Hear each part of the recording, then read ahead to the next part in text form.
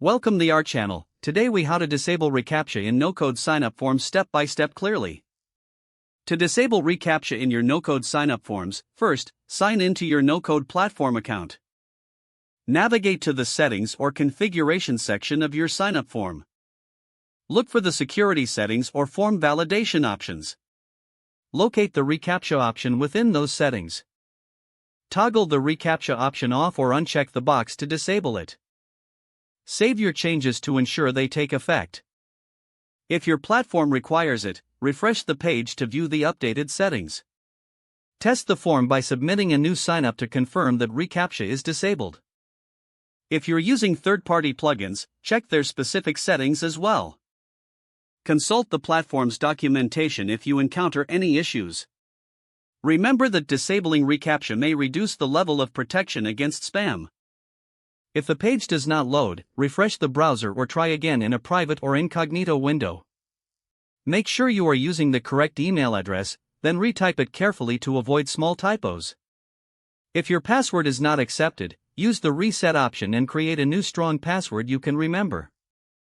Check your spam folder for verification or security emails, then complete any requested confirmation steps. Enable two-factor authentication if available to improve account security and reduce unauthorized access risk. After signing in, review your profile details so your contact information and settings are accurate and current. If you see an error message, note it down and try again after restarting your device and internet connection. Log out when you finish, especially on shared devices, to keep your account and payment information secure. If the page does not load, refresh the browser or try again in a private or incognito window. Make sure you are using the correct email address, then retype it carefully to avoid small typos. If your password is not accepted, use the reset option and create a new strong password you can remember. Check your spam folder for verification or security emails, then complete any requested confirmation steps. Enable two-factor authentication if available to improve account security and reduce unauthorized access risk. After signing in, review your profile details so your contact information and settings are accurate and current.